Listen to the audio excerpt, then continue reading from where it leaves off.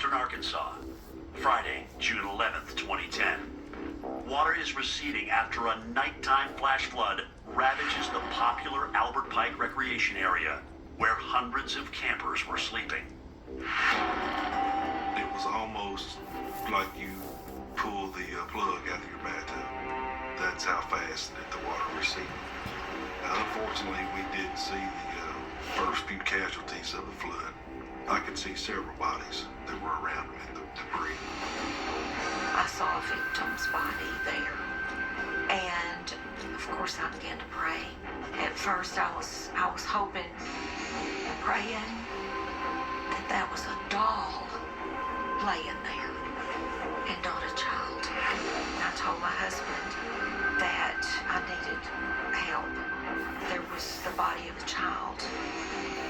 Arkansas State Police Captain Brady Gore steps in to deal with the mounting casualties. There were more bodies, obviously, near the camping areas, but there were some bodies that were on down the river.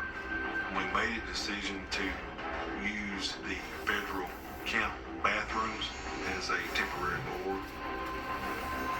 After having to swim to safety herself, Terry Roeder makes it to higher ground. She drives upriver to where her mother Kay, brother Bruce, sister-in-law Debbie, and niece Tara were staying in a pop-up camper. When I got out of the truck, I saw my niece standing there alone.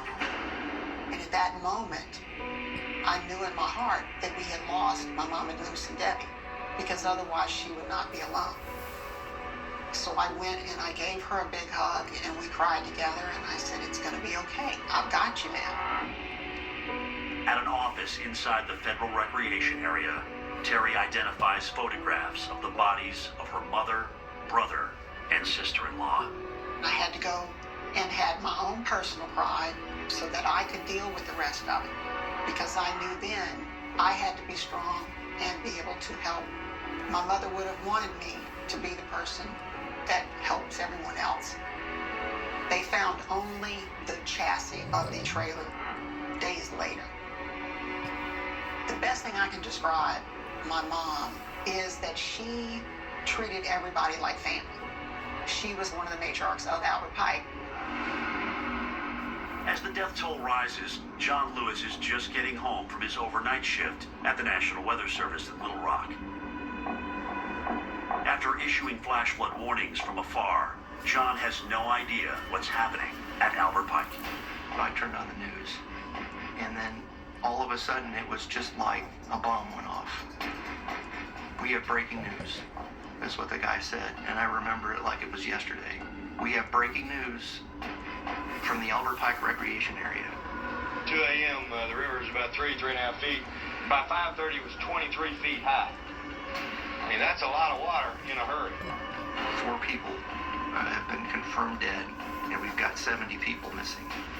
And at that point, it's like, I didn't know. My mouth was open.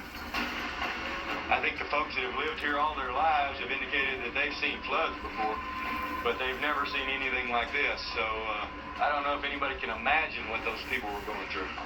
When all was said and done, it was 20 fatalities, which in Arkansas was the deadliest flood event in our recorded history. From there, you're left with, did I do everything I could have done? Is there something I could have done outside of driving through there with a bullhorn and waking everybody up? I mean, outside of that, is there? And to this day, I don't know. I just don't know.